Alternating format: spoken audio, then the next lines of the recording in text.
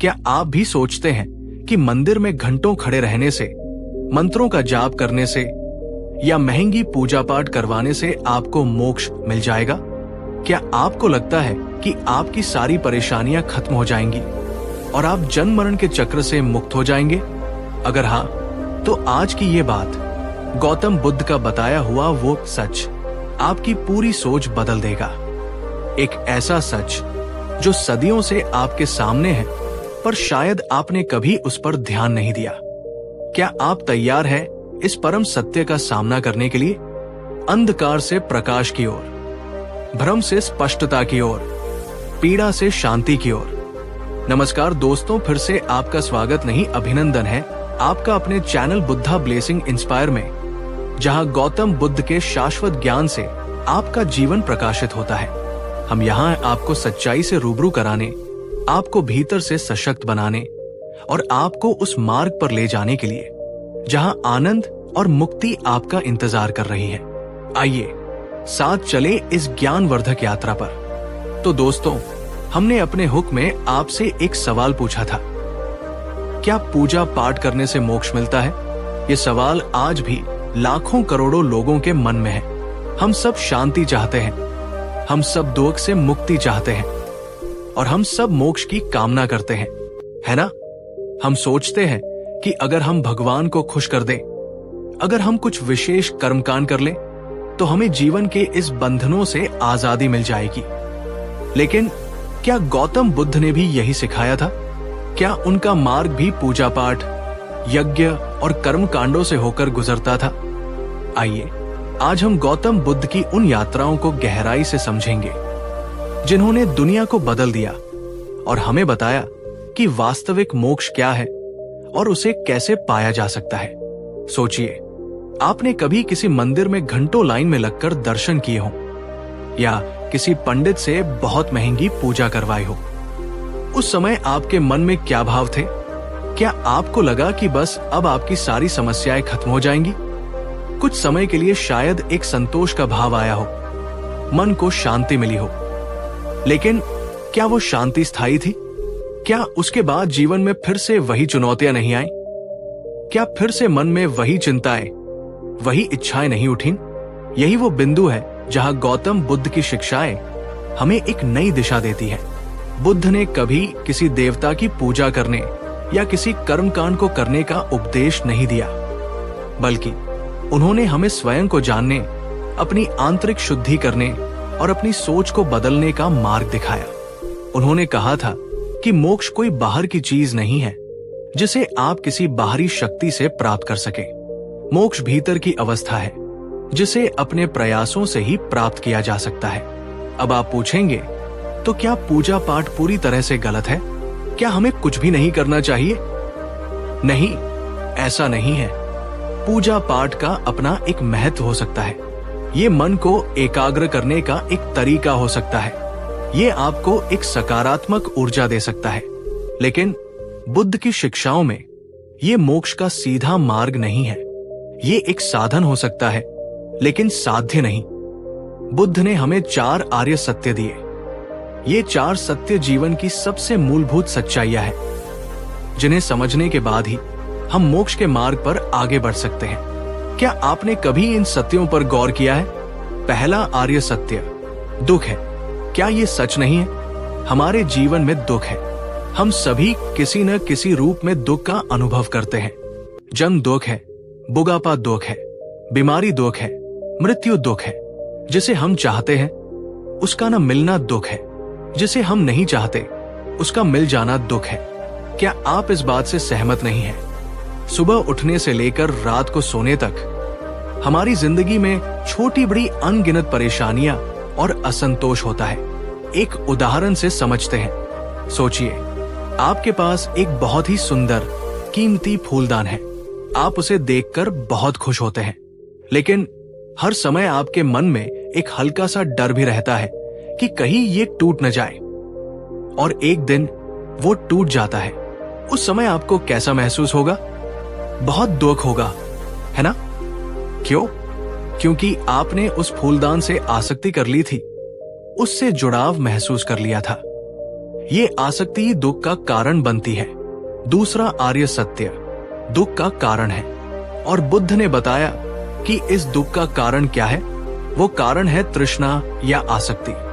हमारी इच्छाएं, हमारी लालसाएं, हमारी चाहते, हम हर चीज को अपनी बनाना चाहते हैं, हर चीज को स्थायी बनाना चाहते हैं, जबकि संसार में कुछ भी स्थायी नहीं है।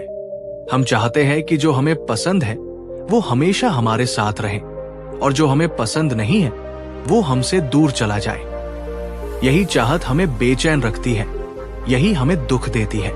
अब आप सोचेंगे, इच्छाएं तो स्वाभाविक है, क्या हम इच्छाएं करना भी छोड़ दें? बुद्ध ने इच्छाओं को पूरी तरह से खत्म करने की बात नहीं की, बल्कि उन्होंने ऐसी इच्छाओं को पहचानने और उनसे अनासक्त होने की बात कही जो हमें दुख देती है। जैसे एक प्यासा व्यक्ति पानी पीने की इच्छा करता है, ये स्वाभाविक है, लेकिन अगर वो व्यक्ति पानी पीकर भी संतुष्ट न हो और लगातार और पानी की लालसा करे जो उसके शरीर के लिए हानिकारक हो, तो ये दुख का कारण बनेगी। तीसरा आर्य सत्य दुख का निरोध संभव है। ये सबसे आशावादी सत्य है। बुद्ध ने कहा कि अगर दुख का कारण है तो उस कारण को मिटाकर दुख को खत्म भी किया जा सकता है। ये कोई असंभव कार्य नहीं है। हम अपनी तृष्णाओं और आसक्तियों पर काबू पाकर अपने मन को नियंत्रित करके दुख से मुक्त हो सकते हैं। यही अवस्था निर्वाण कहलाती है, जिसे अक्सर मोक्ष के समानार्थी के रूप में देखा जाता है। सोचिए, अगर आप उस फूलदान के टूटने पर यह समझ ले कि ये संसार की नश्वरता का नियम है कि हर चीज जो बनती है वो टूटती भी है। अगर आप उस फूलदान से भावनात्मक रूप से इतना न जुड़े कि उसके टूटने पर आपकी शांति भंग हो जाए, क्या तब भी आपको उतना ही दुख होगा? शायद नहीं। ये समझ ही दुख के निरोध का मार्ग है। चौथा आर्य सत्य दुख निरोधगामिनी प्रतिपदा है, और बुद्ध ने इस दुख के निरोध के लिए एक मार्ग भी बताया। ये मार्ग है आर्य अष्टांगिक मार्ग। ये कोई रहस्यमयी मार्ग नहीं है, बल्कि एक व्यावहारिक जीवन शैली है जिसे कोई भी अपना सकता है। क्या आप जानना चाहते हैं कि ये 8 अंग कौन से हैं और कैसे इन्हें अपने जीवन में उतारकर आप सच्चे मोक्ष की ओर बढ़ सकते हैं? ये 8 अंग हमारे विचार, वाणी और कर्मों को शुद्ध करने का मार्ग है।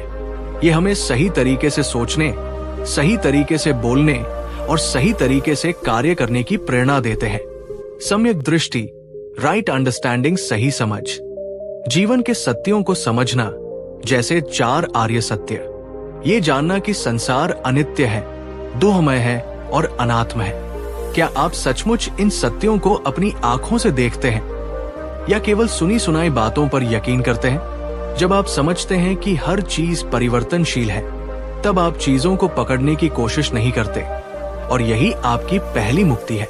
सम्यक संकल्प, राइट थॉट इंटेंशन, सही विचार, मन में करुणा, अहिंसा और प्रेम के विचार रखना, किसी के प्रति दुर्भावना न रखना। क्या आपके विचार दूसरों के प्रति दयालुता से भरे हैं या ईर्ष्या और क्रोध से? हमारे विचार ही हमारे कर्मों और हमारे भविष्य की नींव रखते हैं। सम्यक वाणी, राइट स्पीच, सही वचन, झूठ न बोलना, कठोर वचन न बोलना, चुगली न करना, व्यर्थ की बातें न करना, ऐसी बातें बोलना जो दूसरों के लिए हितकारी और सुखदायक हो। सोचिए, एक बार बोला गया कड़वा शब्द कितनी देर तक मन में टीस दे सकता है? क्या आपकी वाणी में मिठास और सत्य है? सम्यक कर्मांत, राइट एक्शन, सही कर्म, हिंसा न करना, चोरी न करना, व्यभिचार न करना, दूसरों का भला करना, मदद करना। क्या आपके कर्म दूसरों को सुख पहुंचाते हैं या दुख? हमारे कर्म ही हमारी नियति का निर्माण करते हैं। सम्यक आजीविका, राइट लाइवलीहुड, सही जीविका, ऐसा काम करना जिससे किसी को नुकसान न पहुंचे, ईमानदारी से अपनी रोजी रोटी कमाना। क्या आपका व्यवसाय या नौकरी किसी के शोषण पर आधारित तो नहीं है? एक सही आजीविका आपको मन की शांति देती है। सम्यक व्यायाम, राइट एफर्ट, सही प्रयास, मन से बुरे विचारों को निकालने और अच्छे विचारों को लाने का लगातार प्रयास करना। क्या आप अपने मन को शुद्ध रखने का प्रयास करते हैं या उसे नकारात्मकता में बहने देते हैं? ये सतत प्रयास ही हमें आगे बढ़ाता है। सम्यक स्मृति, राइट माइंडफुलनेस, सही जागरूकता, हर पल अपने विचारों, भावनाओं, शरीर की गतिविधियों और बाहरी दुनिया के प्रति जागरूक रहना। ये जानना कि इस पल में क्या हो रहा है, बिना किसी प्रतिक्रिया या जजमेंट के। क्या आप वर्तमान में जीते हैं या अतीत की यादों और भविष्य की चिंताओं में उलझे रहते हैं? माइंडफुलनेस आपको इस पल की शक्ति देती है। सम्यक समाधि, राइट कंसंट्रेशन, सही एकाग्रता, ध्यान के माध्यम से मन को एकाग्र करना और उसे स्थिरता प्रदान करना। ये मानसिक शांति और अंतर्दृष्टि प्राप्त करने का मार्ग है। क्या आप अपने मन को शांत कर पाते हैं? क्या आप उसे एक बिंदु पर केंद्रित कर पाते हैं? यही समाधि आपको गहन सत्य का अनुभव कराती है। तो देखा आपने, बुद्ध ने मोक्ष के लिए किसी बाहरी पूजा या दिखावे की बात नहीं की। उन्होंने कहा कि हमें अपने भीतर झांकना होगा, अपने विचारों को, अपनी वाणी को, अपने कर्मों को शुद्ध करना होगा। क्या आपको लगता है कि सिर्फ आरती उतारने से या धूप दीप जलाने से ये 8 अंग अपने आप आपके जीवन में आ जाएंगे? नहीं, इन पर तो हमें खुद काम करना होगा।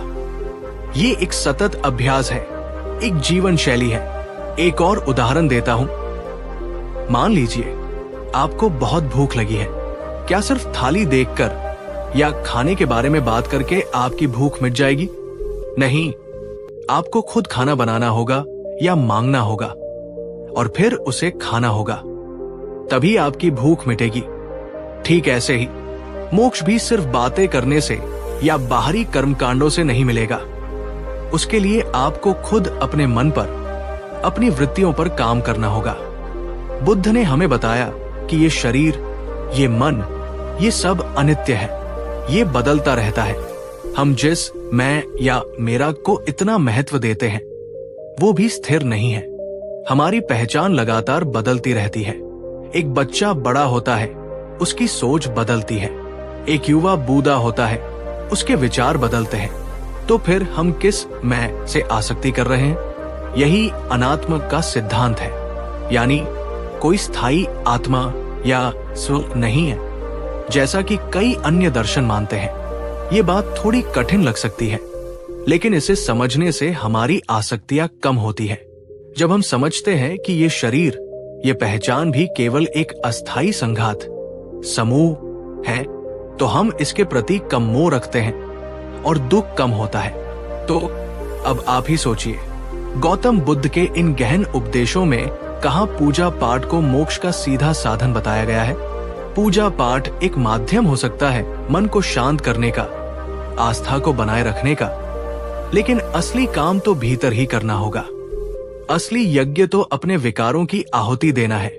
असली तपस्या तो अपने मन को साधना है। क्या आप अपने मन की इन गहराइयों में उतरने के लिए तैयार हैं?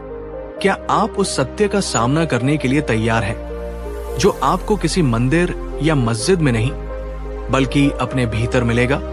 बुद्ध की शिक्षाएं हमें सिखाती है कि हमारा हर विचार, हर शब्द और हर कर्म एक बीज की तरह है। जैसा बीज हम बोते हैं, वैसा ही फल हमें मिलता है। अगर हम क्रोध और घृणा के बीज बोएंगे तो हमें दुख और अशांति ही मिलेगी, और अगर हम प्रेम, करुणा और समझ के बीज बोएंगे तो हमें सुख और शांति मिलेगी। यही कर्म का सिद्धांत है। ये कोई धार्मिक डॉगमा नहीं है, ये एक मनोवैज्ञानिक और व्यावहारिक सत्य है। आप खुद अपने जीवन में इसका अनुभव कर सकते हैं। जब आप किसी की मदद करते हैं तो आपको अंदर से कैसा महसूस होता है? अच्छा लगता है ना? और जब आप किसी को चोट पहुंचाते हैं तो चाहे कोई और न जाने, लेकिन आपके मन में एक बोझ आ जाता है। यही कर्मों का फल है। तो पूजा पाठ करना है या नहीं, ये आपका व्यक्तिगत निर्णय है, लेकिन बुद्ध ने हमें जो मार्ग दिखाया वो स्वयं पर काम करने का, स्वयं को जानने का और स्वयं को शुद्ध करने का मार्ग है। यही वो मार्ग है जो हमें दुख से मुक्ति और वास्तविक मोक्ष की ओर ले जाता है। 4 आर्य सत्यों का और गहन विश्लेषण, हर सत्य के अलग अलग पहलुओं पर विस्तृत चर्चा आधुनिक जीवन के संदर्भ में उदाहरण, आर्य अष्टांगिक मार्ग का विस्तृत व्याख्यान, हर अंग पर गहराई से बात, उसे कैसे अभ्यास करें, सामान्य गलत हमिया, अनात्मवाद, नो सेल्फ की अवधारणा को और स्पष्ट करना, ये क्यों महत्वपूर्ण है, इसका मोक्ष से क्या संबंध है, अहंकार का विसर्जन, अनीति, इम्पर्मनेंस और दुख, सफरिंग पर गहन चिंतन, जीवन में स्थायी सुख की खोज क्यों व्यर्थ है, करुणा, मेट्टा और मैत्री, कंपैशन का महत्व, कैसे दूसरों के प्रति प्रेम और दया हमें स्वयं के दुख से मुक्त करती है, ध्यान, मेडिटेशन का अभ्यास, विपश्यना, शमथ और उनके लाभ, कैसे ये मन को शांत करते हैं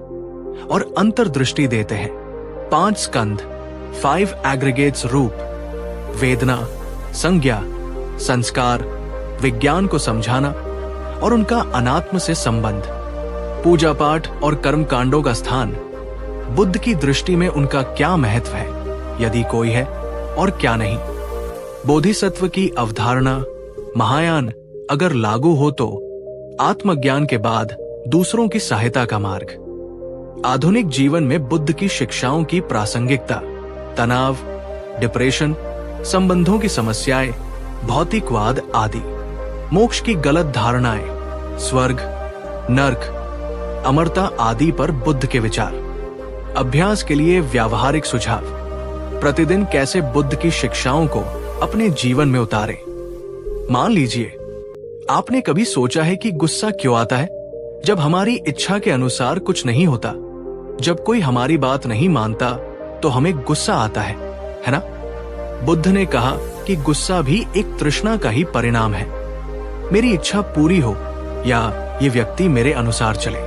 जब ये इच्छा पूरी नहीं होती तो हम दुखी होते हैं और वो दुख गुस्से के रूप में बाहर निकलता है।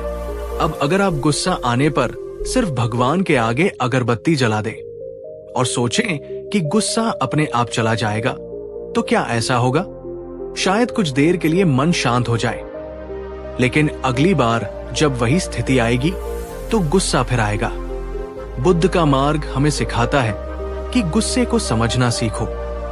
गुस्से को दबाना नहीं है, बल्कि ये देखना है कि ये गुस्सा कहां से आ रहा है, ये कौन सी इच्छा है जो पूरी नहीं हो रही, क्या ये इच्छा सचमुच इतनी महत्वपूर्ण है, क्या ये इच्छा यथार्थवादी है? जब आप गुस्से को इस तरह से देखना शुरू करेंगे, उसे स्वीकार करेंगे बिना उस पर प्रतिक्रिया दिए, तब धीरे धीरे उसकी शक्ति कम होने लगेगी। यही सम्यक स्मृति और सम्यक समाधि का अभ्यास है। पूजा पाठ हमें एक बाहरी सहारा दे सकता है, एक सांत्वना दे सकता है, लेकिन बुद्ध ने हमें भीतर का सहारा लेने को कहा। उन्होंने कहा कि आप स्वयं ही अपने मार्गदर्शक हैं।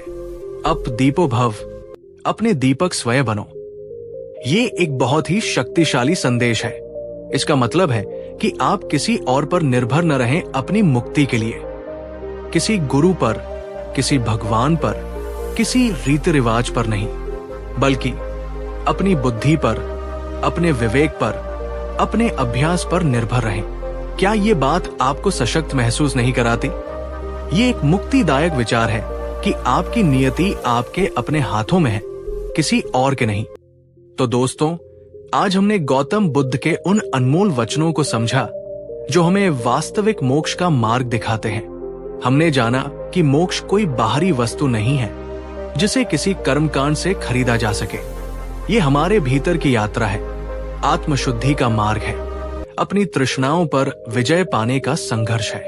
ये वो सत्य है जो हमें अपने भीतर झांकने, अपने विचारों को शुद्ध करने और अपने कर्मों को संवारने की प्रेरणा देता है। बुद्ध की शिक्षाएं आज भी उतनी ही प्रासंगिक है जितनी 2500 साल पहले थी। ये हमें आज के तनावपूर्ण जीवन में शांति और संतोष पाने का मार्ग दिखाती है। तो आइए आज से ही हम सब अप दीपो भव के इस सिद्धांत को अपनाएं और अपने जीवन के दीपक स्वयं बने। अगर आपको ये गहन चर्चा अच्छी लगी हो और बुद्ध के इन विचारों ने आपके मन को छुआ हो, तो इस वीडियो को लाइक करें, अपने दोस्तों और परिवार के साथ शेयर करें ताकि वे भी इस ज्ञान से लाभान्वित हो सके। और हाँ, हमारे चैनल बुद्धा ब्लेसिंग इंस्पायर को सब्सक्राइब करना न भूलें, ताकि आपको ऐसे ही और प्रेरणादायक वीडियो मिलते रहें। नीचे कमेंट्स में नमो बुद्धाय लिखकर अपनी उपस्थिति दर्ज कराएं और हमें बताएं कि आपको बुद्ध की कौन सी शिक्षा सबसे अधिक प्रभावित करती है। अगर आपको हमारा काम पसंद आता है और आप हमें सपोर्ट करना चाहते हैं, तो आप सुपर थैंक्स देकर हमें प्रोत्साहित कर सकते हैं, या हमारे चैनल की मेंबरशिप लेकर हमारी इस यात्रा का हिस्सा बन सकते हैं। आपके सहयोग से ही हम बुद्ध के इस शाश्वत ज्ञान को और अधिक लोगों तक पहुंचा पाएंगे। चलिए दोस्तों, अब इसको हम एक कहानी के हिसाब से सुनते हैं। भिक्षु और प्याऊ का रहस्य। बहुत पुरानी बात है, जब राजाओं और ऋषियों का समय था। एक गांव में आनंद नाम का एक जवान रहता था। आनंद बहुत ही धार्मिक स्वभाव का था। उसका पूरा दिन पूजा पाठ में बीतता था। सुबह उठकर सबसे पहले नदी में स्नान करना, फिर मंदिर जाना, घंटों धूप दीप जलाना, मंत्रों का जाप करना और भगवान के सामने सिर झुकाए खड़े रहना। उसे लगता था कि यही जीवन का सार है और इसी रास्ते पर चलकर एक दिन उसे मोक्ष मिल जाएगा। आनंद का घर छोटा था, लेकिन उसका दिल बड़ा था। वो हर त्योहार पर दान करता, गरीबों को भोजन कराता और हर साधु संत का आदर करता था। गांव के लोग उसे बहुत मानते थे। कहते थे, आनंद जैसा भक्त हमने देखा नहीं। इसकी भक्ति से तो भगवान भी प्रसन्न होंगे और इसे अवश्य मोक्ष मिलेगा। आनंद भी ये सब सुनकर खुश होता था। उसे लगता था कि वो सही रास्ते पर है, लेकिन अपने मन के एक कोने में आनंद को हमेशा एक खालीपन महसूस होता था। जब वो पूजा से उठता या किसी बड़े यज्ञ के बाद घर लौटता, तो उसे कुछ देर के लिए तो शांति मिलती, पर फिर वही पुरानी चिंताएं, वही डर और वही बेचैनी लौट आती थी। रात को सोते समय वो अक्सर सोचता, क्या यही मोक्ष है? अगर हाँ, तो ये इतना अधूरा क्यों लगता है? मेरी आत्मा को वो परम शांति क्यों नहीं मिलती जिसकी बात ग्रंथों में लिखी है? उसने इस खालीपन को भरने के लिए और अधिक पूजा पाठ की, और अधिक व्रत रखे, और अधिक तीर्थ यात्राएं की। उसने दूर दूर के पहाड़ों पर बने मंदिरों की यात्रा की, घने जंगलों के बीच बैठे सिद्ध संतों से आशीर्वाद लिया और पवित्र नदियों में डुबकी लगाई। हर बार उसे उम्मीद होती कि इस बार उसकी तलाश पूरी हो जाएगी, पर हर बार वो खाली हाथ लौटता था, अपने मन में वही बेचैनी लिए हुए। एक दिन आनंद एक बड़े शहर के बाजार से गुजर रहा था। वहां उसने भीड़ देखी। लोग झुंड बनाकर किसी की बात सुन रहे थे। आनंद को लगा कोई नया जादूगर आया होगा या कोई कथावाचक। लेकिन जब वो पास पहुंचा, तो उसने देखा कि एक शांत और तेजस्वी व्यक्ति गेरुआ वस्त्र पहने एक पेड़ के नीचे बैठा है। उसके चेहरे पर एक अद्भुत शांति थी और उसकी आंखें गहरी करुणा से भरी थी। लोग उसके आगे नतमस्तक थे और वो व्यक्ति बड़ी सहजता से कुछ कह रहा था। आनंद ने भी जिज्ञासावश वही खड़े होकर सुनना शुरू किया। उस व्यक्ति ने कहा, मित्रों, तुम सब सुख चाहते हो, शांति चाहते हो, दुख से मुक्ति चाहते हो, लेकिन तुम उसे कहाँ खोज रहे हो? तुम उसे बाहर खोज रहे हो, मंदिरों में, मूर्तियों में, कर्म कांडों में। लेकिन क्या तुमने कभी अपने भीतर झांका है? आनंद के कान खड़े हो गए। ये बात तो उसके मन की ही बात थी। वो व्यक्ति आगे बोला, दुख है, ये सत्य है। जन्म दुख है, बुढ़ापा दुख है, बीमारी दुख है, मृत्यु दुख है। जिससे हम प्रेम करते हैं उसका बिछड़ना दुख है, जिसे हम नहीं चाहते उसका मिलना दुख है। ये सब दुख है। क्या तुम इस बात को मानते हो? आनंद को लगा जैसे कोई उसके दिल की बात कह रहा हो। उसने मन ही मन सोचा, हाँ, ये सच है। मेरे जीवन में भी तो यही दुख है, ये चिंताएं हैं। वो शांत व्यक्ति आगे बोला, और इस दुख का एक कारण भी है। ये कारण है तृष्णा, हमारी चाहते, हमारी इच्छाएं। हम हर चीज को अपनी बनाना चाहते हैं, हर चीज को स्थायी बनाना चाहते हैं, जबकि संसार में कुछ भी स्थायी नहीं है। यही चाहत हमें बेचैन रखती है। आनंद को यह सुनकर थोड़ा अजीब लगा। उसने तो हमेशा सोचा था कि इच्छाएं करना अच्छी बात है, क्योंकि इच्छाएं ही हमें आगे बढ़ने के लिए प्रेरित करती है।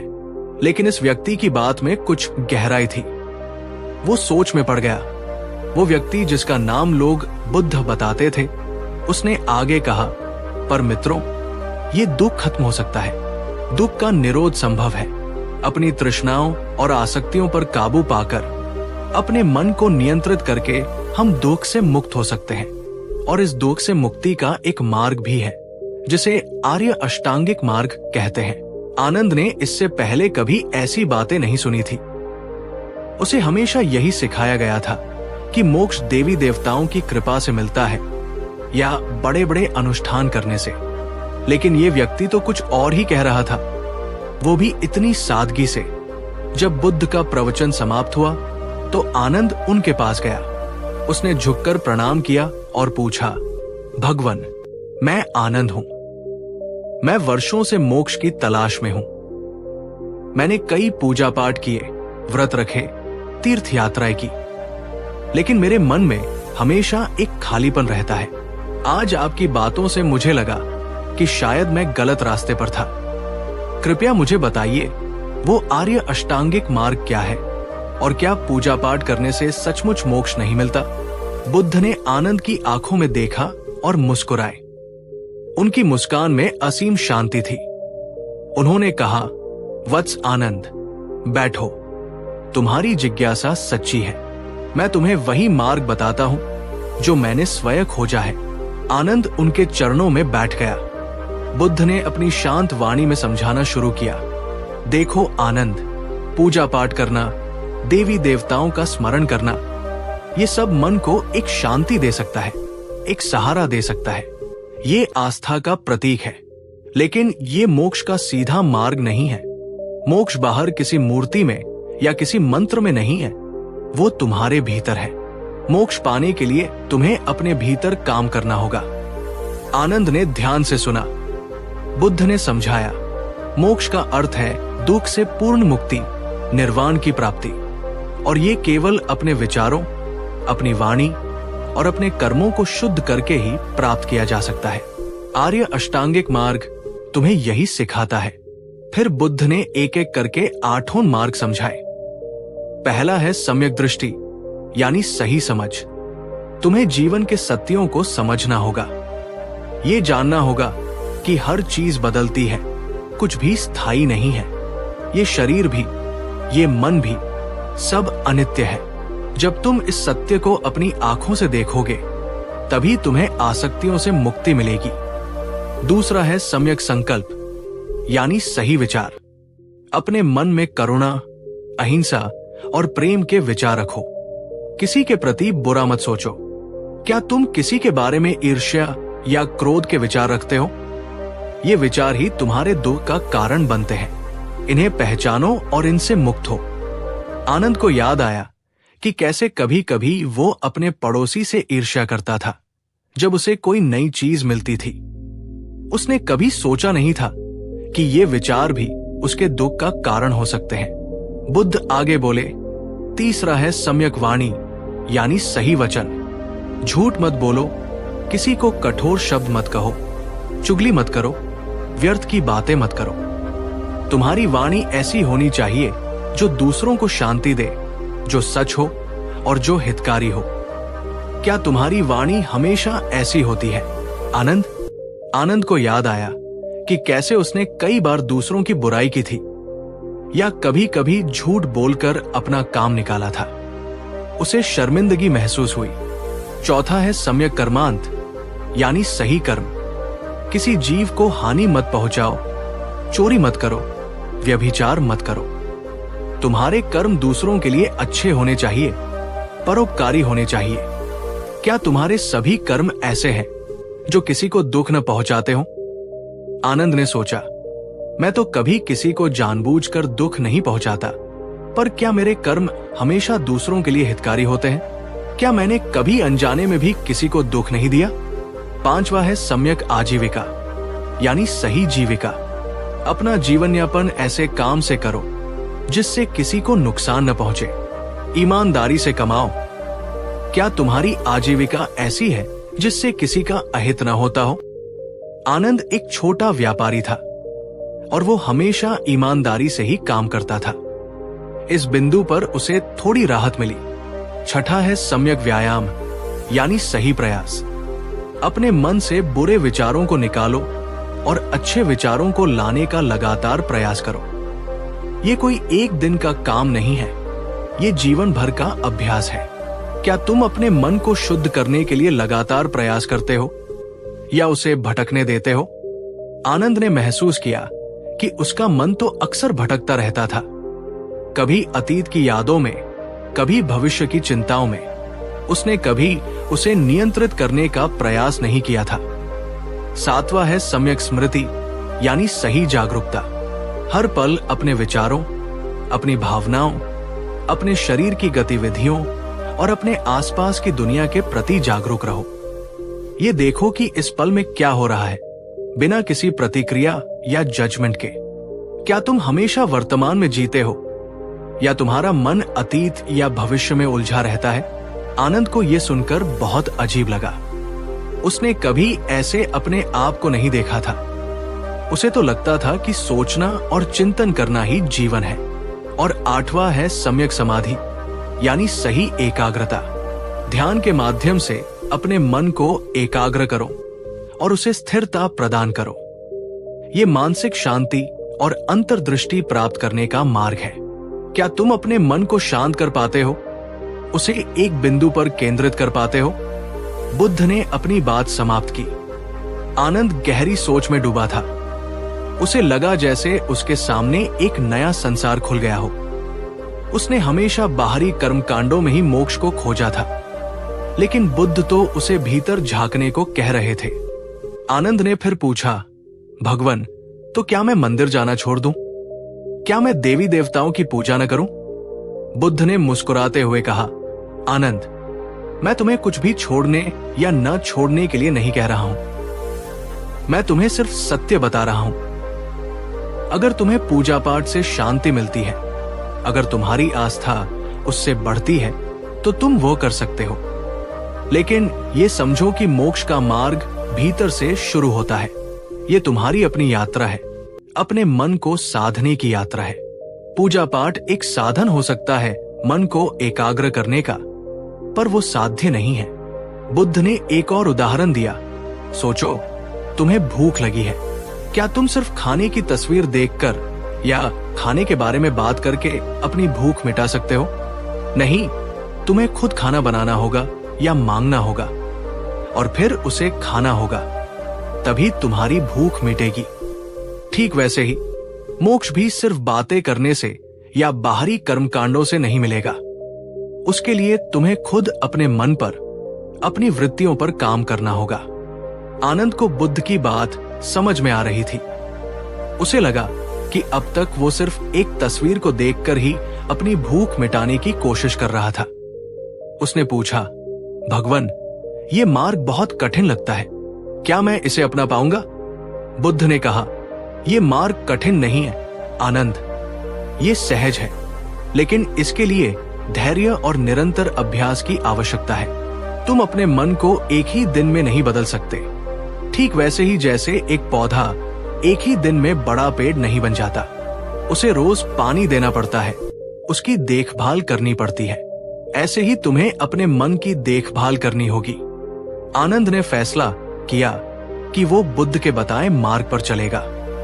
उसने तुरंत बुद्ध की शरण ली और उनका शिष्य बन गया। अब आनंद ने मंदिर जाना नहीं छोड़ा, लेकिन उसके मंदिर जाने का तरीका बदल गया।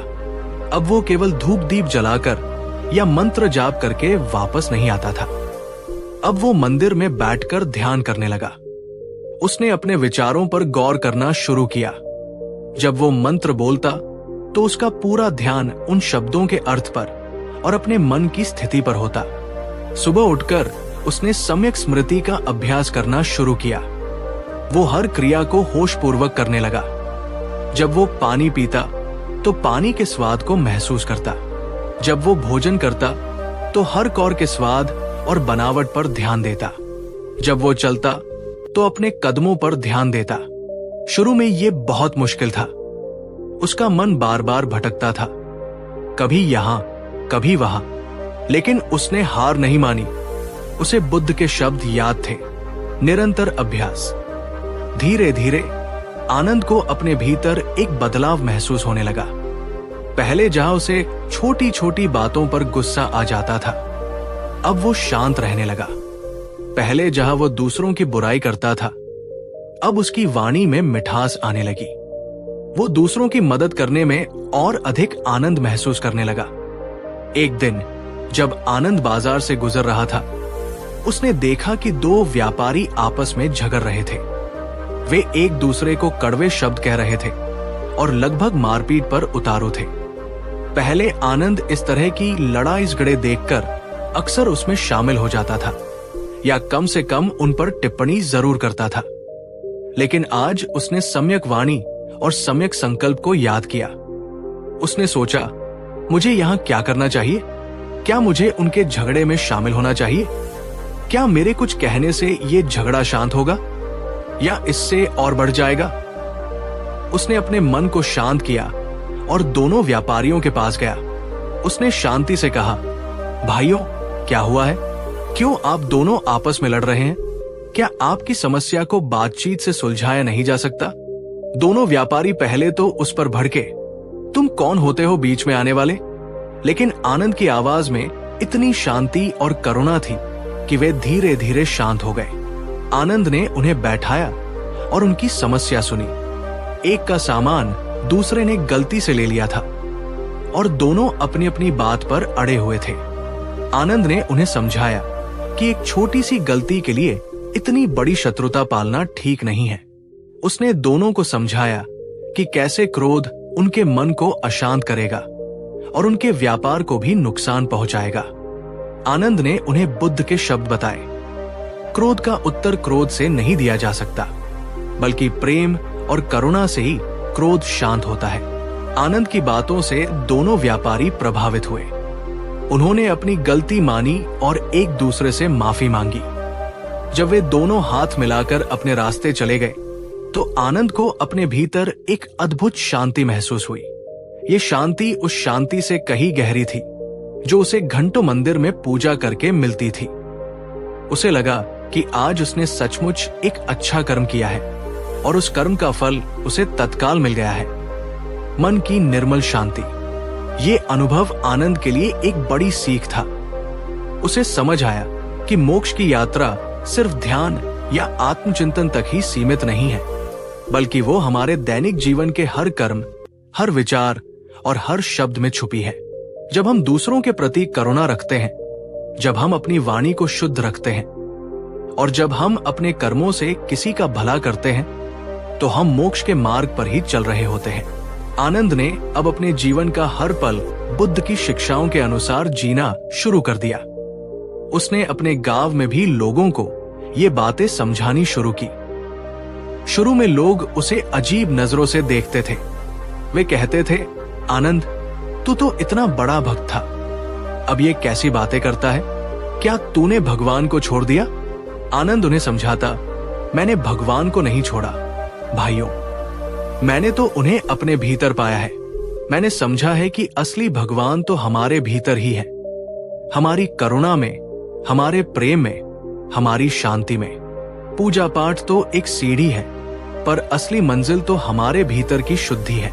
कुछ लोग उसकी बात सुनते और उसका उपहास करते, लेकिन कुछ लोग जो आनंद की तरह ही अपने मन में खालीपन महसूस करते थे, वे उसकी बातों पर ध्यान देते थे। उनमें से एक था मोहन, एक धनी व्यापारी जो हमेशा पैसे कमाने में लगा रहता था, पर कभी खुश नहीं रहता था। मोहन आनंद के पास आया और बोला, आनंद, मैं तुम्हें बचपन से जानता हूं। तुम तो हमेशा मंदिर में दिखते थे, अब तुम ये कैसी बातें करते हो? मैंने बहुत धन कमाया है, पर मेरे मन में हमेशा एक बेचैनी रहती है। रात को नींद नहीं आती, दिन में चिंताएं घेरे रहती है। क्या तुम्हारी ये बातें मेरी मदद कर सकती हैं? आनंद ने मोहन को बुद्ध के 4 आर्य सत्य समझाए। उसने बताया कि कैसे मोहन का दुख उसकी धन कमाने की अंतहीन तृष्णा से जुड़ा है। मोहन ने अपनी गर्दन हिलाई। हाँ, ये सच है, मोहन ने कहा, मैं जितना कमाता हूं उतनी ही मेरी इच्छाएं बढ़ती जाती हैं। मैं कभी संतुष्ट नहीं होता। आनंद ने मोहन को सम्यक आजीविका और सम्यक संतोष के बारे में बताया। उसने कहा, मोहन, धन कमाना बुरा नहीं है, पर केवल धन के पीछे भागना और ये भूल जाना कि जीवन का असली सुख शांति में है, ये दुख का कारण बनता है। तुम ईमानदारी से कमाओ, पर अपनी कमाई का कुछ हिस्सा दूसरों की भलाई में भी लगाओ। अपनी इच्छाओं को नियंत्रित करना सीखो। मोहन ने आनंद की सलाह मानी। उसने अपने व्यापार में ईमानदारी को और अधिक महत्व दिया। उसने अपने लाभ का एक हिस्सा गांव के गरीबों की मदद में लगाना शुरू किया। उसने पाया कि जब वो दूसरों की मदद करता है तो उसे जो खुशी मिलती है वो लाखों रुपए कमाने से भी नहीं मिलती थी। धीरे धीरे मोहन के मन की बेचैनी कम होने लगी और उसे एक गहरी शांति का अनुभव होने लगा। आनंद की जीवन शैली और उसके विचारों ने गांव में धीरे धीरे बदलाव लाना शुरू कर दिया। लोग अब सिर्फ बाहरी रूप से धार्मिक बनने की बजाय अपने भीतर झांकना सीख रहे थे। वे समझने लगे थे कि असली धर्म तो करुणा, प्रेम, अहिंसा और अपने मन को शुद्ध करने में है। आनंद ने एक छोटे से समूह के साथ मिलकर ध्यान का अभ्यास करना शुरू किया। वे हर शाम एक शांत जगह पर बैठते और अपने श्वास पर ध्यान केंद्रित करते।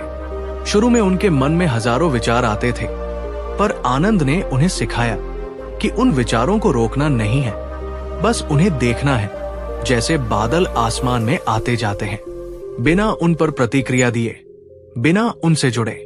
ये अभ्यास बहुत धैर्य मांगता था। कई बार लोग निराश हो जाते थे।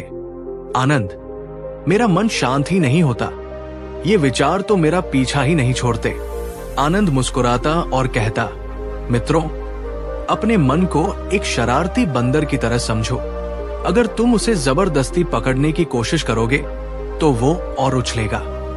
उसे बस देखते रहो, बिना टोके। धीरे धीरे वो शांत होने लगेगा। एक दिन गांव में एक सूखा पड़ा। नदियां सूख गई, खेत बंजर हो गए, लोग भूख और प्यास से तड़पने लगे। गांव के पंडितों ने बड़े बड़े यज्ञ और पूजा पाठ शुरू कर दिए ताकि इंद्रदेव प्रसन्न हो और वर्षा करे। आनंद और उसके साथी भी उन यज्ञों में शामिल हुए, पर उनका मन अशांत था। उन्हें लगा कि सिर्फ प्रार्थना करने से समस्या का समाधान नहीं होगा। आनंद ने गांव वालों को इकट्ठा किया और कहा, भाइयों, हम सब वर्षा के लिए प्रार्थना कर रहे हैं, जो कि अच्छी बात है, लेकिन क्या हमें कुछ और भी नहीं करना चाहिए? क्या हमें अपनी ओर से कोई प्रयास नहीं करना चाहिए? लोगों ने पूछा, क्या करे आनंद? सब कुछ तो सूख गया है। आनंद ने कहा, हम सब मिलकर पास की पहाड़ी पर एक कुआं खोद सकते हैं।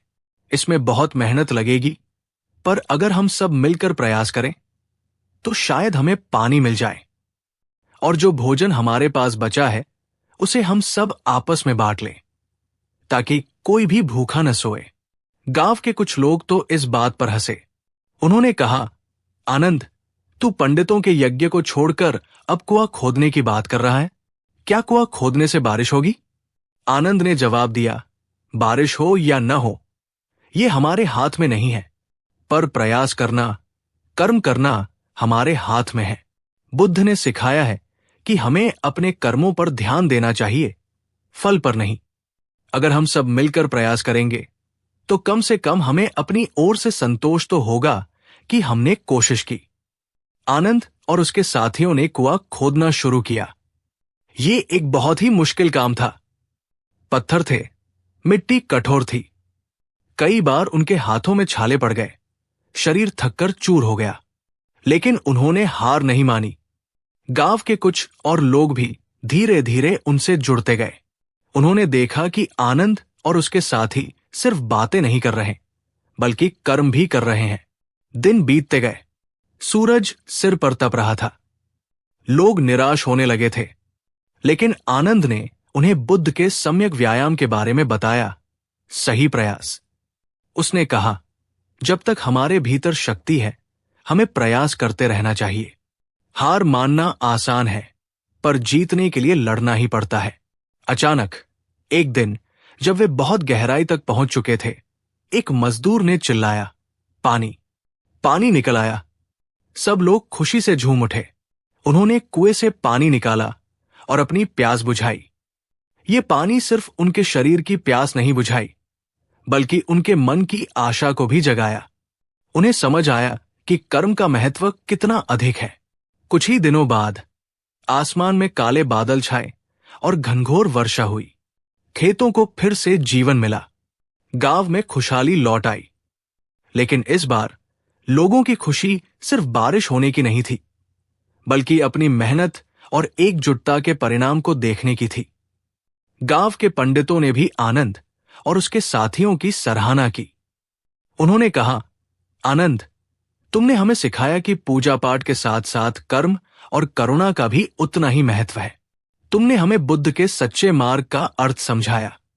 आनंद ने मुस्कुराते हुए कहा, यह सब बुद्ध की शिक्षाओं का ही प्रताप है।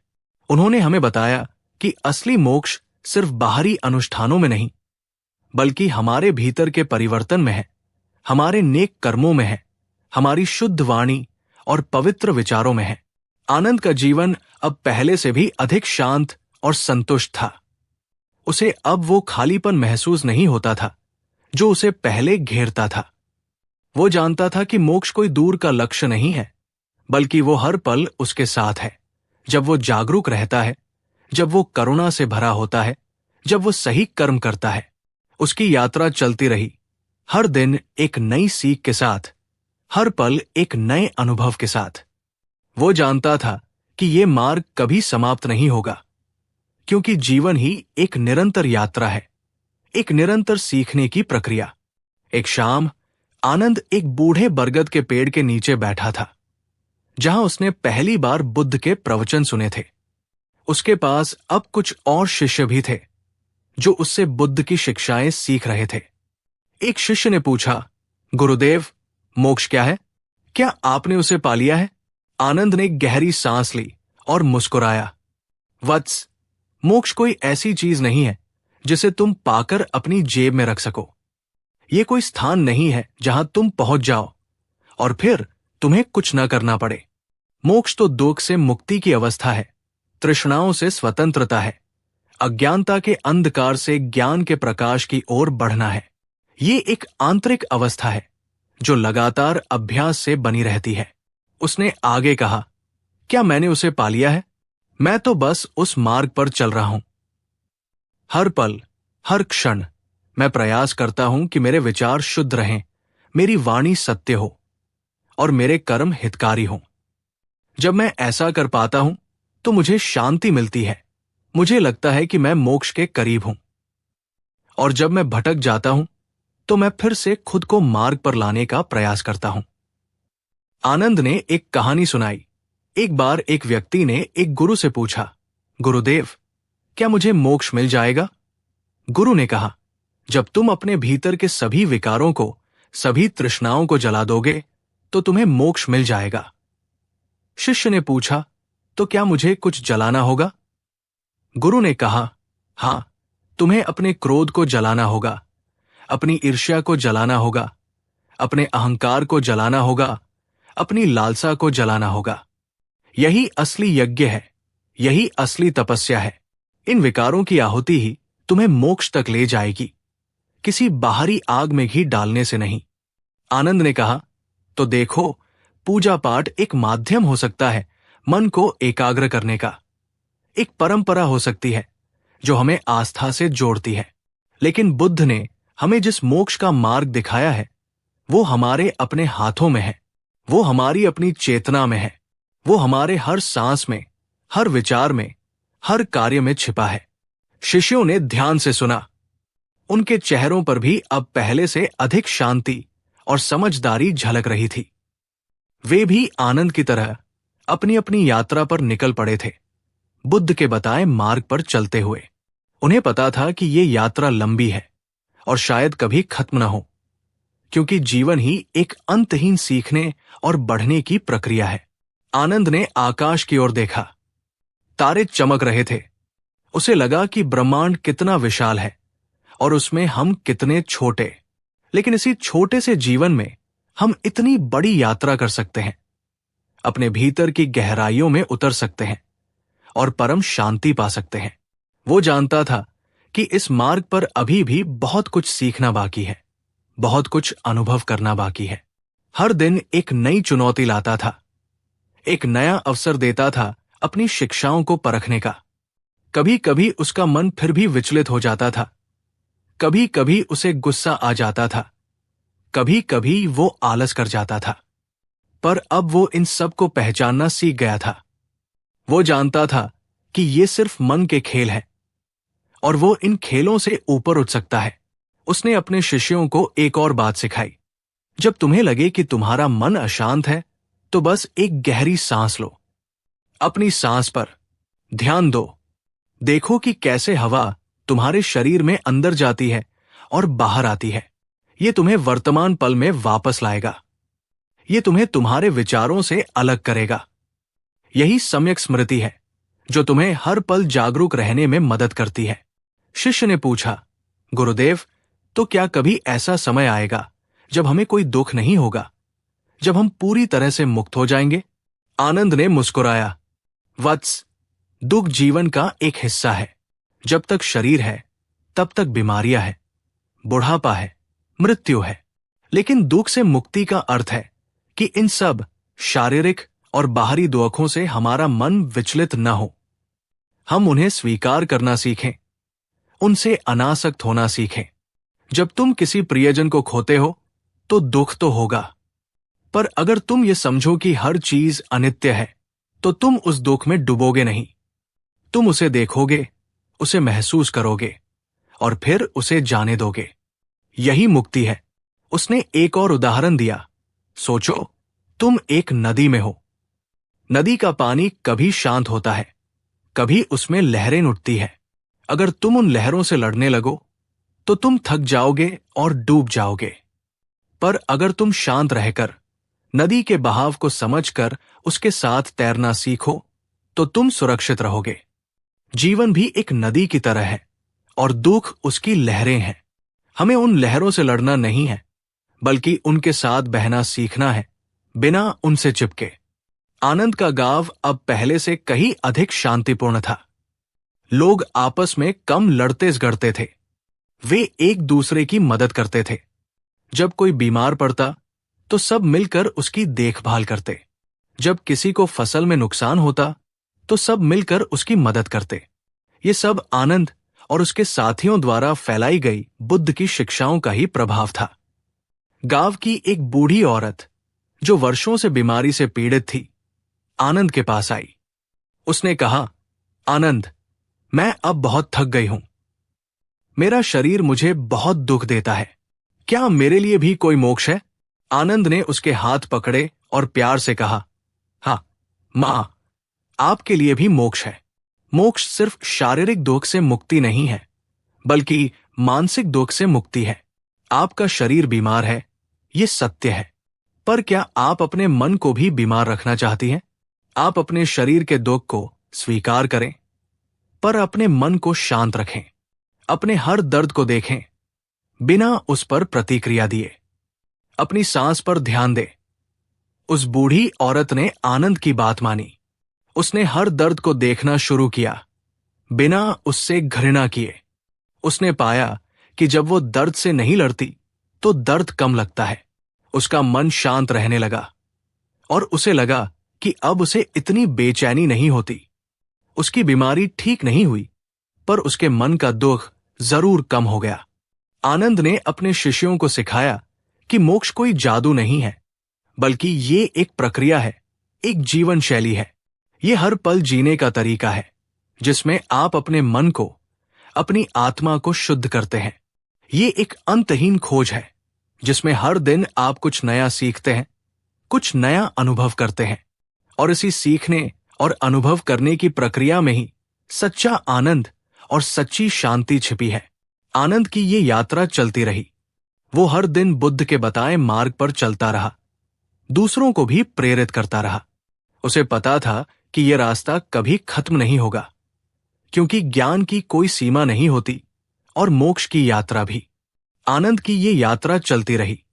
वो हर दिन बुद्ध के बताए मार्ग पर चलता रहा, दूसरों को भी प्रेरित करता रहा। उसे पता था कि यह रास्ता कभी खत्म नहीं होगा, क्योंकि ज्ञान की कोई सीमा नहीं होती और मोक्ष की यात्रा भी एक ऐसी ही अंतहीन प्रक्रिया है जिसमें हर पल कुछ नया सीखा जाता है। लेकिन आज की इस कहानी में हम आनंद के जीवन के कुछ और महत्वपूर्ण पड़ावों को देखेंगे, जहां उसकी समझ और दृढ़ता की असल परीक्षा हुई और अंत में वो कैसे उस परम शांति को प्राप्त कर पाया जिसकी वो वर्षों से तलाश कर रहा था। गांव में अब आनंद को सिर्फ एक भक्त के रूप में नहीं, बल्कि एक ज्ञानी और मार्गदर्शक के रूप में देखा जाने लगा था। उसके शब्दों में अब सिर्फ किताबों का ज्ञान नहीं, बल्कि अनुभव की गहराई थी। लोग उसके पास अपनी समस्याएं लेकर आते थे। किसी को व्यापार में घाटा हुआ था, कोई पारिवारिक झगड़ों से परेशान था, किसी को अपने मन में उठने वाली चिंताएं सता रही थी। आनंद सबको बड़े धैर्य से सुनता और फिर बुद्ध के सिद्धांतों के प्रकाश में उन्हें समाधान बताता। एक बार गांव के मुखिया का बेटा, जो बहुत घमंडी और क्रोधी स्वभाव का था, आनंद के पास आया। उसका नाम विक्रम था। विक्रम ने क्रोध में आकर अपने एक नौकर को बुरी तरह पीट दिया था। नौकर के परिवार ने मुखिया से शिकायत की, लेकिन मुखिया अपने बेटे को बचाना चाहते थे। गांव में तनाव फैल गया। आनंद ने मुखिया और विक्रम दोनों को समझाया। उसने मुखिया से कहा, मुखिया जी, न्याय और धर्म दोनों का पालन करना आपका कर्तव्य है। अगर आप अपने बेटे की गलती को नजरअंदाज करेंगे तो गांव में अन्याय बढ़ेगा और लोग आप पर विश्वास नहीं करेंगे। फिर उसने विक्रम से बात की। विक्रम, तुमने गुस्से में आकर एक निर्दोष व्यक्ति को चोट पहुंचाई है। क्या तुम्हें लगता है कि इससे तुम्हें शांति मिली है? तुम्हारा मन अभी भी अशांत होगा और तुम्हें ग्लानि भी महसूस हो रही होगी। विक्रम ने पहले तो अपनी गलती मानने से इनकार किया, लेकिन आनंद की शांत और तार्किक बातों ने उसे सोचने पर मजबूर कर दिया। आनंद ने उसे बुद्ध के सम्यक कर्म और सम्यक संकल्प के बारे में बताया। तुम्हारा क्रोध तुम्हारी तृष्णा का ही एक रूप है, विक्रम। यह तुम्हारी उस इच्छा से आता है कि हर चीज तुम्हारे मन के अनुसार हो। जब ऐसा नहीं होता तो तुम क्रोधित हो जाते हो। पर क्या क्रोध तुम्हें या किसी और को सुख देता है? आनंद ने विक्रम को समझाया कि अपने किए की माफी मांगना और उसकी भरपाई करना ही सही मार्ग है। विक्रम ने पहली बार अपने भीतर झांका। उसे एहसास हुआ कि सचमुच उसे मन में बहुत बेचैनी हो रही थी। उसने नौकर से माफी मांगी और उसकी दवा दारू का पूरा खर्च उठाया। इस घटना से गांव में आनंद का सम्मान और भी बढ़ गया और विक्रम ने भी आनंद से बुद्ध की शिक्षाएं सीखना शुरू कर दिया। ये आनंद के लिए एक बड़ी जीत थी, क्योंकि उसने एक क्रोधी व्यक्ति को शांति के मार्ग पर लाना सिखाया था, सिर्फ अपने शब्दों से नहीं, बल्कि अपने उदाहरण से। धीरे धीरे आनंद ने गांव में एक छोटी सी कुटिया बनाई, जहां लोग आकर ध्यान और सत्संग करते थे। उसने एक छोटे से पुस्तकालय की भी स्थापना की, जहां पाली भाषा में लिखी बुद्ध की शिक्षाओं की कुछ प्रतियां रखी थी, जिनका वह स्वयं हिंदी में अनुवाद करके लोगों को सुनाता था। उसने सबको समझाया कि ये शिक्षाएं किसी एक धर्म या जाति के लिए नहीं है, बल्कि ये मानवता का मार्ग है। एक बार गांव पर एक बड़ी विपत्ति आई। दूर के एक राजा की सेना गांव से गुजर रही थी और उसने गांव पर हमला करने का मन बना लिया था। सैनिक बहुत क्रूर थे और गांव वालों को डर था कि सब कुछ लुट जाएगा और उनकी जान चली जाएगी। गांव के मुखिया और बड़े बुजुर्ग आनंद के पास आए। उन्होंने कहा, आनंद, अब क्या करें? हमारे पास लड़ने के लिए सैनिक नहीं है और राजा की सेना बहुत बड़ी है। हमें कौन बचाएगा? आनंद ने सबको शांत किया। उसने कहा, मित्रों, हिंसा का जवाब हिंसा से देना तो और अधिक हिंसा को जन्म देगा। बुद्ध ने हमें अहिंसा का मार्ग सिखाया है। हमें अपनी बुद्धि और करुणा का उपयोग करना होगा। उसने गांव वालों को समझाया कि वे राजा के सैनिकों से डरकर भागे नहीं, बल्कि उनका सामना शांति और सम्मान से करें। हम अपनी ओर से कोई हिंसा नहीं करेंगे। हम उन्हें भोजन और पानी देंगे उनकी सेवा करेंगे। इससे उनके मन में करुणा जगेगी। ये बात सुनकर कई लोग घबरा गए। ये क्या कह रहे हो आनंद? वे हमें लूट लेंगे। आनंद ने कहा, लूट तो वे वैसे भी लेंगे अगर हम लड़ेंगे, पर अगर हम शांति और करुणा से पेश आएंगे तो शायद उनके मन में परिवर्तन आ जाए। ये एक बहुत बड़ा जोखिम था, लेकिन गांव वालों ने आनंद पर भरोसा किया। जब राजा की सेना गांव में पहुंची तो वे हैरान रह गए। उन्हें उम्मीद थी कि लोग डरकर भागेंगे या लड़ने की कोशिश करेंगे, लेकिन गांव वालों ने उनके लिए भोजन और पानी की व्यवस्था कर रखी थी। आनंद खुद सबसे आगे खड़ा था। उसके चेहरे पर कोई डर नहीं था, सिर्फ शांति थी। उसने राजा के सेनापति का स्वागत किया और कहा, सेनापति महोदय, हमारे गांव में आपका स्वागत है। हम सब जानते हैं कि आप युद्ध के लिए आए हैं, पर हमारा गांव शांति प्रिय है। हम आपसे लड़ना नहीं चाहते। हम बस अपनी जान और अपने परिवार की सुरक्षा चाहते हैं। सेनापति, जिसने ऐसे स्वागत की कभी कल्पना भी नहीं की थी, वो कुछ देर के लिए अवाक रह गया। उसने कभी नहीं देखा था कि कोई गांव बिना लड़े इस तरह समर्पण कर दे, वो भी करुणा के साथ। उसने देखा कि आनंद के चेहरे पर एक अद्भुत तेज है जो उसे भीतर तक छू गया।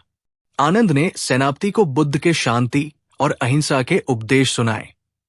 उसने बताया कि कैसे हिंसा केवल और अधिक हिंसा को जन्म देती है और कैसे सच्चा बल करुणा और प्रेम में है।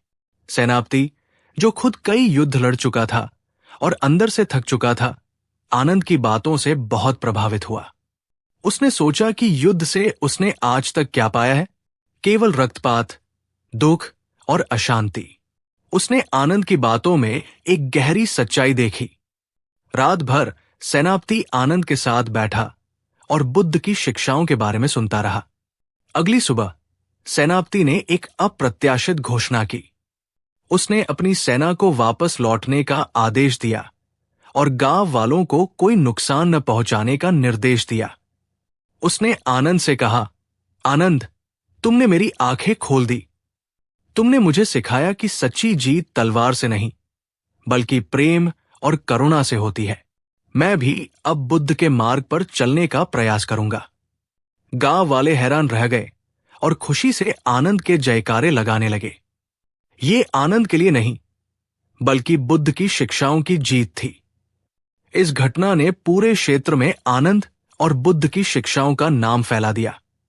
दूर दूर से लोग आनंद के पास आने लगे ताकि वे भी उस शांति और ज्ञान को पा सकें जो उसने गांव में फैलाई थी। आनंद की उम्र अब बढ़ रही थी। उसके बाल सफेद हो गए थे, पर उसके चेहरे पर वही शांत मुस्कान और आंखों में वही करुणा थी। उसने जीवन में कई उतार चढ़ाव देखे थे, कई खुशियां और कई दुख झेले थे, पर हर स्थिति में उसने बुद्ध के बताए मार्ग पर चलने का प्रयास किया था। उसे अब पता था कि मोक्ष कोई दूर की वस्तु नहीं है, बल्कि वो हर पल की जागरूकता में है, हर पल की करुणा में है, हर पल की अनासक्ति में है। एक दिन जब वो अपनी कुटिया में बैठा ध्यान कर रहा था, उसके सबसे पुराने शिष्य मोहन ने पूछा, गुरुदेव, आप इतनी शांति से कैसे रह पाते हैं? मैंने देखा है कि आपके जीवन में भी कई दुख आए। कई बार आपको चुनौतियों का सामना करना पड़ा, पर आपका मन कभी अशांत नहीं होता। आनंद ने आंखें खोली और मोहन को देखा। वत्स मोहन, ये सब बुद्ध की शिक्षाओं का ही प्रताप है। उन्होंने मुझे सिखाया कि दुख जीवन का एक अनिवार्य हिस्सा है। तुम उसे बदल नहीं सकते, पर तुम अपने दुख के प्रति अपनी प्रतिक्रिया को बदल सकते हो। उसने समझाया, जब कोई दुख आता है तो मेरा मन भी पहले की तरह ही विचलित होने की कोशिश करता है। पुरानी आदतें लौट आती हैं, पर अब मैं उस विचार को पहचान लेता हूं। मैं उसे देखता हूं जैसे आसमान में बादल को देखता हूं। मैं उससे जुड़ता नहीं। मैं कहता हूं, ये दुख है, ये मेरे भीतर एक भावना है, पर ये मैं नहीं हूं। और जब तुम ऐसा करते हो तो तुम दुख से अलग हो जाते हो। तुम उसे महसूस तो करते हो, पर वो तुम्हें डुबो नहीं पाता। आनंद ने कहा, तुमने देखा होगा कि जब तुम पानी में कोई पत्थर फेंकते हो तो वो डूब जाता है। पर अगर तुम उसी पत्थर को नाव में रखकर नदी पार करो तो वो डूबता नहीं। दुख भी उस पत्थर की तरह है। अगर तुम उसे अपने मन में रखोगे और उससे चिपक जाओगे तो वो तुम्हें डुबो देगा। पर अगर तुम उसे एक किनारे रखकर अपनी जागरूकता की नाव में बैठकर नदी पार करोगे तो तुम सुरक्षित रहोगे। यही अनासक्ति है। मोहन आनंद ने यह भी समझाया कि मोक्ष का अर्थ ये नहीं है कि तुम्हें कभी कोई इच्छा न हो। इच्छाएं स्वाभाविक है। हम भोजन की इच्छा करते हैं, पानी की इच्छा करते हैं, अपनों के साथ रहने की इच्छा करते हैं। ये सब स्वाभाविक है। लेकिन जब ये इच्छाएं तृष्णा बन जाती है, जब हम किसी चीज को पाने के लिए बेचैन हो जाते हैं, जब हम ये सोचते हैं कि उस चीज के बिना हम खुश नहीं रह सकते, तब वो दुख का कारण बनती है। मोक्ष का अर्थ है कि तुम अपनी इच्छाओं को पहचानो, तुम उन्हें पूरा करने का प्रयास करो, पर अगर वे पूरी न हो तो तुम उससे विचलित न हो। तुम स्वीकार करो कि संसार अनित्य है, सब कुछ बदलता रहता है। जो आज है वो कल नहीं होगा, और जो कल नहीं होगा उसके लिए आज क्यों दुखी होना। आनंद ने अपनी आंखें बंद कर ली और एक गहरी सांस ली। उसका शरीर अब थक चुका था, पर उसका मन पूरी तरह शांत था। उसे लगा कि उसने जीवन का वह परम सत्य पा लिया है जिसकी उसे वर्षों से तलाश थी। मोक्ष कोई स्वर्ग या कोई लोक नहीं था जहां वह मरकर जाएगा। मोक्ष तो वर्तमान क्षण में ही था, उसकी जागरूकता में, उसकी करुणा में, उसकी अनासक्ति में। उसे याद आया वो दिन जब उसने पहली बार बुद्ध के प्रवचन सुने थे। उस समय वो कितना भ्रमित और बेचैन था, और आज वो खुद दूसरों को उस परम शांति का मार्ग दिखा रहा था। ये कोई चमत्कार नहीं था, ये बुद्ध की शिक्षाओं का ही प्रभाव था और उसके अपने निरंतर अभ्यास का परिणाम था। एक रात, चांदनी रात थी। आनंद अपनी कुटिया में बैठा ध्यान कर रहा था। उसके शिष्यों ने देखा कि उसके चेहरे पर एक अलौकिक चमक है। उसकी सांसें बहुत धीमी और गहरी हो रही थी। उन्हें लगा कि कुछ असाधारण होने वाला है। आनंद ने अपनी आंखें खोली और अपने शिष्यों को प्यार से देखा। उसकी आंखों में असीम शांति और प्रेम था। उसने अपने शिष्यों से कहा, मित्रों, मैंने तुम्हें वो सब सिखाया जो मैंने बुद्ध से सीखा था और अपने जीवन में अनुभव किया था। अब मेरी यात्रा पूरी होने वाली है। तुम्हें अब अपनी यात्रा स्वयं करनी होगी। याद रखना, तुम स्वयं ही अपने दीपक हो। अब दीपोभव, किसी और पर निर्भर मत रहना। अपने भीतर झांकना, अपने विचारों को शुद्ध करना, अपनी वाणी को सत्य और करुणा से भरना, अपने कर्मों को हितकारी बनाना। मोक्ष कोई अंतिम पड़ाव नहीं है, ये एक सतत यात्रा है। जब तक जीवन है तब तक सीखने की प्रक्रिया है। जब तक सांसें हैं तब तक जागरूकता का अभ्यास है। तुम हर पल मोक्ष के मार्ग पर हो। जब तुम अपने मन को शांत रखते हो, जब तुम दूसरों के प्रति करुणा रखते हो, और जब तुम हर चीज को अनित्य समझते हो। आनंद ने मुस्कुराते हुए कहा, मैंने तुम्हें एक प्याऊ की कहानी सुनाई थी कि कैसे कर्म का फल मिलता है। अब एक और बात सुन लो। ये शरीर एक पुराना वस्त्र है। जब ये पुराना हो जाता है तो हम इसे बदल देते हैं। आत्मा भी इसी तरह एक शरीर को छोड़कर दूसरे शरीर में प्रवेश करती है। पर जो आत्मा तृष्णाओं और आसक्तियों से मुक्त हो जाती है, जो जन्म मरण के चक्र को समझ लेती है, वो फिर किसी नए शरीर में प्रवेश नहीं करती। वो परम शांति, परम निर्वाण को प्राप्त करती है। आनंद ने एक गहरी सांस ली और फिर उसकी सांस थम गई। उसके चेहरे पर वही शांत मुस्कान थी जो उसके जीवन भर रही थी। उसके शरीर से एक अद्भुत आभा निकल रही थी। शिष्यों को पता चला कि उनके गुरु ने शरीर त्याग दिया है और उन्होंने परम निर्वाण को प्राप्त कर लिया है। उनके जाने का कोई दुख नहीं था, बल्कि एक गहरी शांति और कृतज्ञता का भाव था कि उन्हें ऐसे ज्ञानी गुरु का सानिध्य मिला। आनंद ने अपने जीवन से यह सिद्ध कर दिया था कि पूजा पाठ एक सहारा हो सकता है, लेकिन मोक्ष का वास्तविक मार्ग तो भीतर से होकर गुजरता है। आत्मशुद्धि, जागरूकता, करुणा और अनासक्ति के मार्ग से। उसकी कहानी यहीं समाप्त होती है। एक ऐसे व्यक्ति की कहानी जिसने अपने जीवन के हर पल को मोक्ष की यात्रा बनाया और जिसने ये साबित कर दिया कि बुद्ध ने जो सत्य बताया था वो सचमुच हर मानव के लिए मुक्ति का मार्ग है। हमने सबसे पहले आनंद को देखा, एक ऐसा युवा जो गांव में सबसे धार्मिक माना जाता था। वो हर सुबह नदी में स्नान करता, फिर मंदिर जाता, घंटों भगवान के सामने खड़ा रहता, धूप दीप जलाता, मंत्रों का जाप करता। वो हर त्योहार पर दान करता, गरीबों को भोजन कराता और साधु संतों का आदर करता था। ये सब वो इसलिए करता था क्योंकि उसे लगता था कि यही मोक्ष पाने का एकमात्र मार्ग है। उसे ये भी लगता था कि लोग उसकी भक्ति की सराहना करते हैं तो वो सही रास्ते पर है। ये एक बहुत ही सामान्य धारणा है जो हमारे समाज में सदियों से चली आ रही है। हम अक्सर सोचते हैं कि कुछ बाहरी कर्मकांड करने से, कुछ विशेष प्रथाओं का पालन करने से हम भगवान को प्रसन्न कर सकते हैं और मोक्ष पा सकते हैं। ये धारणा हमें एक तरह का तात्कालिक संतोष देती है। हमें लगता है कि हमने अपना कर्तव्य पूरा कर लिया है और अब सब अच्छा होगा। लेकिन आनंद के साथ क्या हो रहा था? उसके मन के एक कोने में एक अजीब सा खालीपन हमेशा बना रहता था।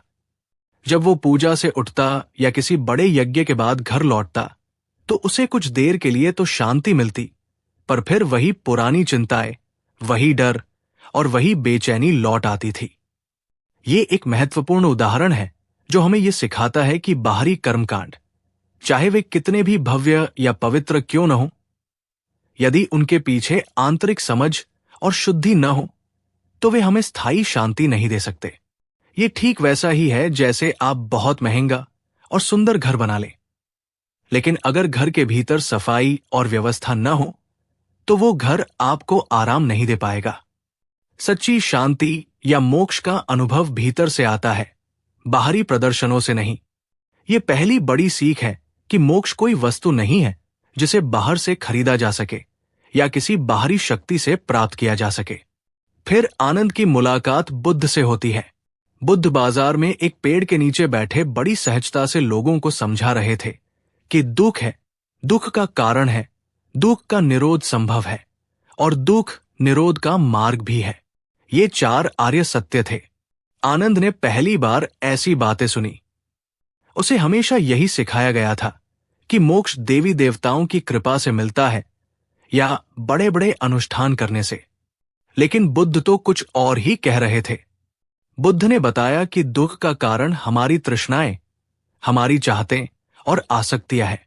ये बात आनंद के लिए एक नया दृष्टिकोण थी। उसने सोचा था कि इच्छाएं करना तो स्वाभाविक है और यही हमें आगे बढ़ने के लिए प्रेरित करती है।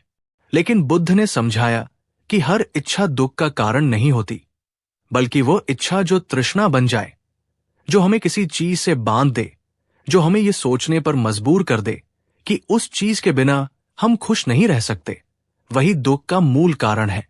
अब इस बात को एक उदाहरण से समझें। आपको भूख लगी है और आप भोजन की इच्छा करते हैं।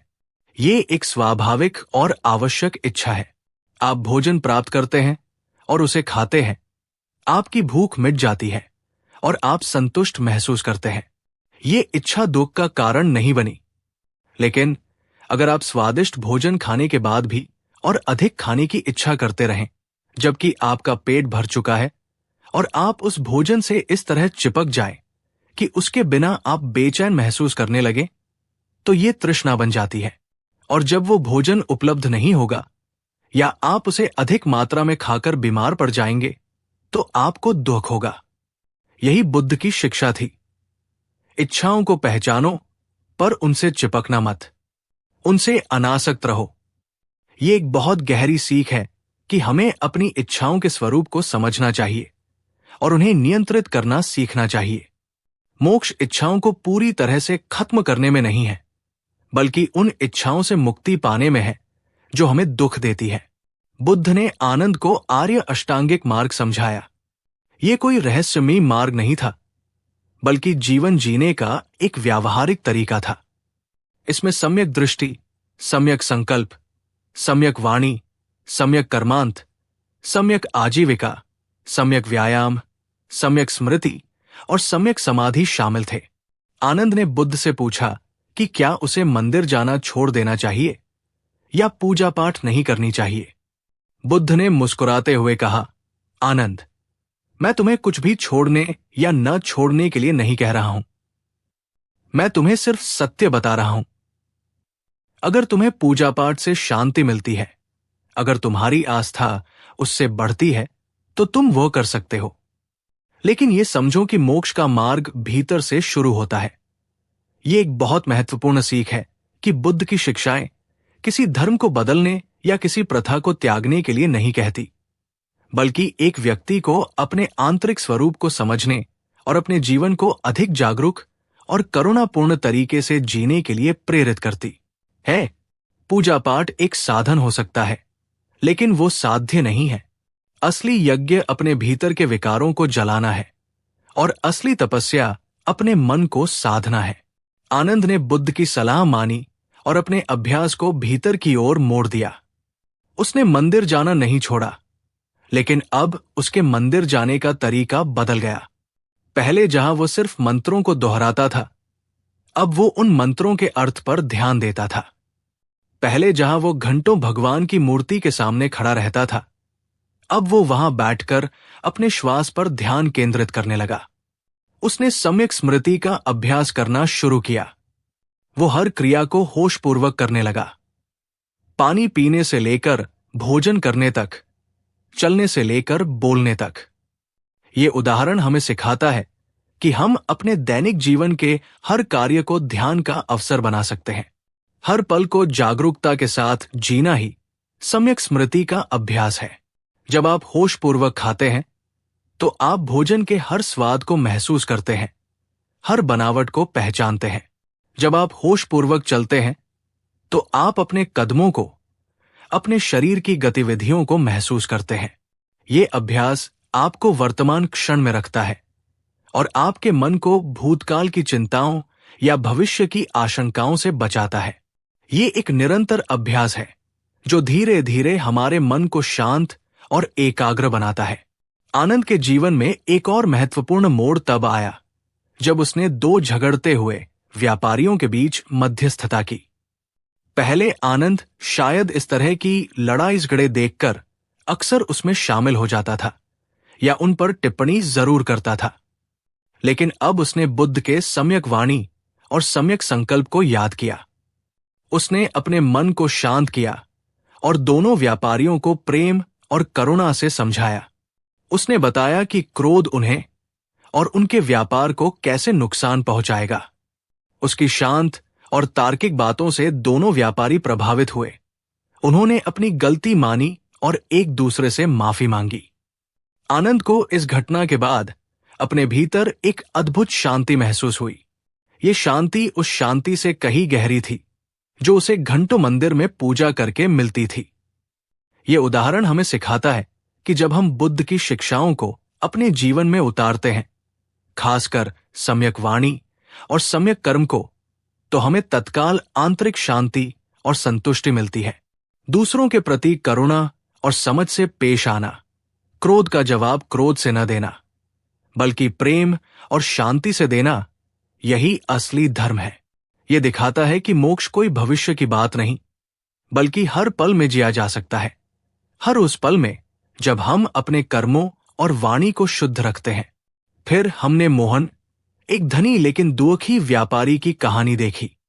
मोहन ने बहुत धन कमाया था, पर उसका मन हमेशा बेचैन रहता था। उसे रात को नींद नहीं आती थी और दिन में चिंताएं घेरे रहती थी।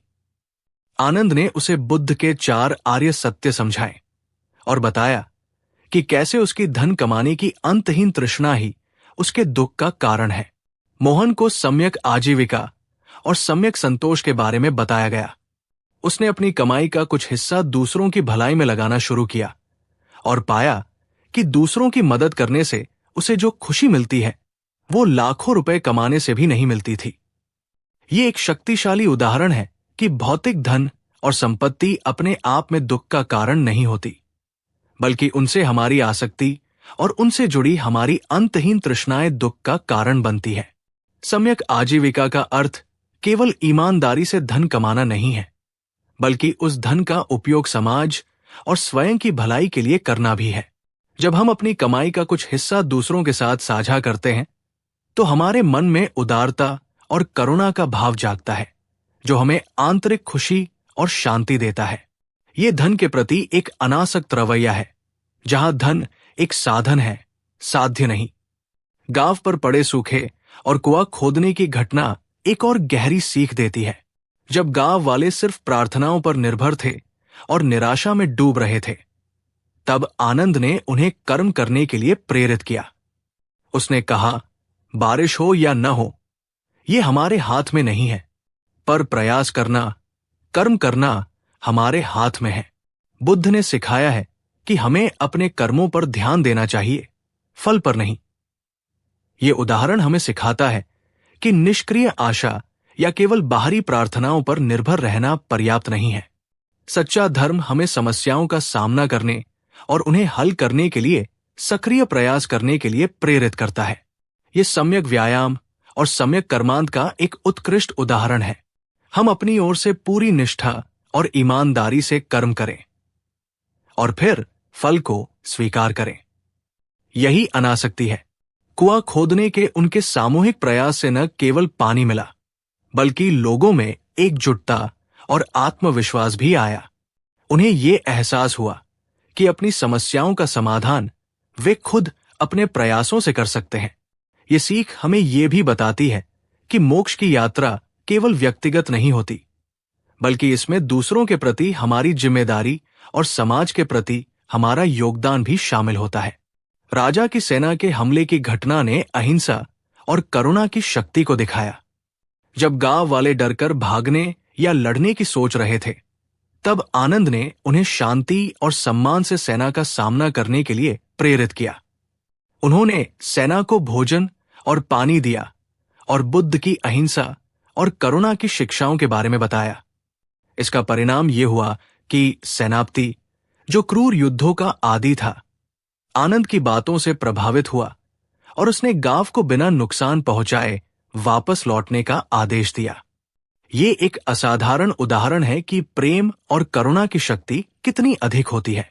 हिंसा का जवाब हिंसा से देने से हिंसा का चक्र कभी नहीं टूटता, लेकिन जब आप निडरता से और करुणा के साथ हिंसा का सामना करते हैं, तो आप उस चक्र को तोड़ सकते हैं। यह हमें सिखाता है कि बुद्ध की शिक्षाएं केवल व्यक्तिगत शांति के लिए नहीं है, बल्कि ये सामाजिक और वैश्विक शांति के लिए भी एक मार्ग है। ये एक गहरी समझ है कि सच्ची शक्ति न तो हथियारों में है और न ही संख्या बल में, बल्कि प्रेम, समझ और अहिंसा में है। जैसे जैसे आनंद की उम्र बढ़ती गई, उसकी समझ और गहरी होती गई। उसने मोहन को समझाया कि वह कैसे दुख का सामना करता है। उसने कहा, जब कोई दुख आता है तो मेरा मन भी पहले की तरह ही विचलित होने की कोशिश करता है, पर अब मैं उस विचार को पहचान लेता हूं। मैं उसे देखता हूं जैसे आसमान में बादल को देखता हूं। मैं उससे जुड़ता नहीं। मैं कहता हूं, ये दुख है, ये मेरे भीतर एक भावना है, पर ये मैं नहीं हूं। और जब तुम ऐसा करते हो, तो तुम दुख से अलग हो जाते हो। तुम उसे महसूस तो करते हो, पर वो तुम्हें डुबो नहीं पाता। ये उदाहरण हमें माइंडफुलनेस या सम्यक स्मृति के सबसे महत्वपूर्ण पहलुओं में से एक सिखाता है। दुख एक भावना है, एक अनुभव है, पर यह हमारी पहचान नहीं है। जब हम दुख को अपने से अलग करके देखते हैं, जब हम उसे बिना किसी निर्णय के स्वीकार करते हैं, तो उसकी पकड़ हम पर कम हो जाती है। ये वैसा ही है जैसे आप नदी में तैर रहे हों और पानी में कोई पत्थर हो। अगर आप उस पत्थर को अपनी गर्दन पर बांध लेंगे तो आप डूब जाएंगे, पर अगर आप उस पत्थर को सिर्फ देखें और उससे अलग रहें तो आप तैरते रहेंगे। दुख के साथ हमारा यही संबंध होना चाहिए। उसे देखना, महसूस करना, पर उससे चिपकना नहीं। यही अनासक्ति है और यही दुख से मुक्ति का मार्ग है। आनंद ने यह भी स्पष्ट किया कि मोक्ष का अर्थ ये नहीं है कि तुम्हें कभी कोई इच्छा न हो। इच्छाएं स्वाभाविक है। हम भोजन की इच्छा करते हैं, पानी की इच्छा करते हैं, अपनों के साथ रहने की इच्छा करते हैं। ये सब स्वाभाविक है।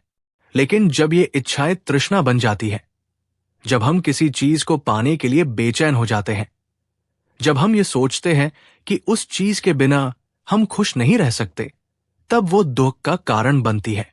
ये एक महत्वपूर्ण सूक्ष्मता है कि बुद्धवाद हमें इच्छारहित होने के लिए नहीं कहता, बल्कि तृष्णारहित होने के लिए कहता है। ये समझ हमें यथार्थवादी बनाती है। हम मनुष्य हैं और हमारी कुछ बुनियादी जरूरतें और इच्छाएं होंगी।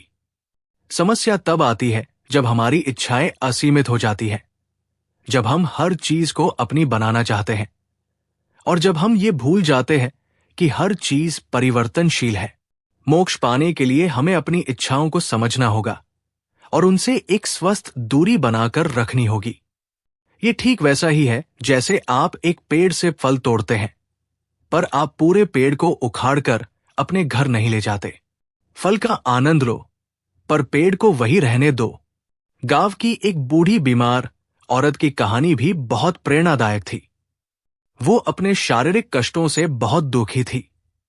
आनंद ने उसे समझाया कि शारीरिक दुख तो होगा, क्योंकि ये शरीर अनित्य है और बीमारियों का घर है, लेकिन मानसिक दुख से मुक्ति संभव है। उसने उसे अपने दर्द को स्वीकार करने और उसे बिना निर्णय के देखने की सलाह दी। अपनी सांस पर ध्यान केंद्रित करने को कहा। बूढ़ी औरत ने यह अभ्यास किया और पाया कि जब वो दर्द से नहीं लड़ती तो दर्द कम लगता है। उसका मन शांत रहने लगा। ये उदाहरण हमें सिखाता है कि जीवन में शारीरिक कष्ट और पीड़ाएं होंगी। हम उन सबको रोक नहीं सकते, लेकिन हम उनके प्रति अपनी प्रतिक्रिया को बदल सकते हैं। जब हम शारीरिक दर्द को स्वीकार करते हैं, उससे नहीं लड़ते और उसे सिर्फ एक सनसनी के रूप में देखते हैं, तो उसका मानसिक प्रभाव कम हो जाता है। यह माइंडफुलनेस का एक उन्नत रूप है, जहां हम अपने सबसे गहरे कष्टों का भी सामना धैर्य और जागरूकता के साथ कर सकते हैं। यह हमें मोक्ष के उस आयाम को दिखाता है जहां शारीरिक पीड़ा भी हमें मानसिक रूप से विचलित नहीं कर पाती। अंत में आनंद ने अपने शिष्यों को सिखाया कि मोक्ष कोई जादू नहीं है, बल्कि ये एक प्रक्रिया है, एक जीवन शैली है। ये हर पल जीने का तरीका है, जिसमें आप अपने मन को, अपनी आत्मा को शुद्ध करते हैं। ये एक अंतहीन खोज है, जिसमें हर दिन आप कुछ नया सीखते हैं, कुछ नया अनुभव करते हैं, और इसी सीखने और अनुभव करने की प्रक्रिया में ही सच्चा आनंद और सच्ची शांति छिपी है। उसने अपने शिष्यों को आखिरी बार अप दीपो भव का संदेश दिया। अपने दीपक स्वयं बनो। ये बुद्ध की शिक्षाओं का सबसे महत्वपूर्ण संदेश है। यह हमें सिखाता है कि हमारी मुक्ति के लिए हमें किसी बाहरी गुरु, किसी देवी देवता या किसी कर्मकांड पर पूरी तरह निर्भर नहीं रहना चाहिए, बल्कि हमें अपनी बुद्धि पर, अपने विवेक पर और अपने निरंतर अभ्यास पर निर्भर रहना चाहिए। यह हमें सशक्त बनाता है और हमारी आंतरिक शक्ति को जागृत करता है। मोक्ष कोई अंतिम पड़ाव नहीं है जहां पहुंचकर सब कुछ खत्म हो जाता है, बल्कि ये एक सतत आंतरिक अवस्था है जिसमें आप हर पल जागरूक रहते हैं, करुणा से भरे रहते हैं और अनासक्त रहते हैं। आनंद ने यह भी समझाया कि यह शरीर एक पुराना वस्त्र है। जब यह पुराना हो जाता है तो हम इसे बदल देते हैं। आत्मा भी इसी तरह एक शरीर को छोड़कर दूसरे शरीर में प्रवेश करती है। पर जो आत्मा तृष्णाओं और आसक्तियों से मुक्त हो जाती है, जो जन्म मरण के चक्र को समझ लेती है, वो फिर किसी नए शरीर में प्रवेश नहीं करती। वो परम शांति, परम निर्वाण को प्राप्त करती है। ये मोक्ष की अंतिम और सबसे गहन परिभाषा है। ये जन्म मरण के चक्र से मुक्ति है, जहां आत्मा सभी बंधनों से मुक्त होकर परम शांति को प्राप्त करती है। ये एक ऐसी अवस्था है जहां कोई दुख नहीं होता, कोई तृष्णा नहीं होती, कोई अज्ञानता नहीं होती। ये वो परम ज्ञान है जो बुद्ध ने स्वयं प्राप्त किया था और जिसका मार्ग उन्होंने आनंद जैसे जिज्ञासुओं को दिखाया था। आनंद ने अपनी यात्रा के अंत में भी शांति और करुणा का प्रदर्शन किया। उसके चेहरे पर वही शांत मुस्कान थी जो उसके जीवन भर रही थी। उसके शिष्यों को उसके जाने का दुख नहीं था, बल्कि एक गहरी शांति और कृतज्ञता का भाव था। यह हमें सिखाता है कि मृत्यु भी मोक्ष की यात्रा का एक हिस्सा है, और जो व्यक्ति जीवन भर बुद्ध के मार्ग पर चलता है, उसके लिए मृत्यु भी एक शांत और स्वीकार्य घटना बन जाती है। वो भय से मुक्त हो जाता है, क्योंकि उसने जीवन के अनित्य स्वरूप को पूरी तरह से समझ लिया होता है। इस पूरी कहानी से हमें यही सीख मिलती है कि मोक्ष कोई जादू की छड़ी नहीं है। नहीं, ये केवल बाहरी पूजा पाठ या कर्म कांडों का परिणाम है। मोक्ष एक आंतरिक परिवर्तन है, एक जीवन शैली है, जिसमें हम अपने विचारों, वाणी और कर्मों को शुद्ध करते हैं। ये दुख को समझने, उसके कारण को पहचानने और उससे मुक्ति के मार्ग पर चलने का एक सचेत प्रयास है। ये हर पल की जागरूकता में है, हर पल की करुणा में है, हर पल की अनासक्ति में है। ये अपने भीतर के अंधकार को मिटाकर ज्ञान के प्रकाश को प्रज्वलित करने की यात्रा है। बुद्ध ने जो सच बताया था, वो आज भी उतना ही प्रासंगिक है जितना हजारों साल पहले था। और वो सच ये है कि मोक्ष किसी बाहर की दुनिया में नहीं, बल्कि हमारे अपने भीतर छिपा है, जिसे हम अपने ही प्रयासों से उजागर कर सकते हैं। आनंद की कहानी एक प्रमाण है कि ये मार्ग यथार्थवादी है और इसे कोई भी अपना सकता है, चाहे वो राजा हो या रंक, भक्त हो या व्यापारी। ये एक अंतहीन सीखने की प्रक्रिया है जो हमें परम शांति और स्वतंत्रता की ओर ले जाती है। और यहीं पर यह कहानी और इससे मिली सीख समाप्त होती है। नमो बुद्धाया।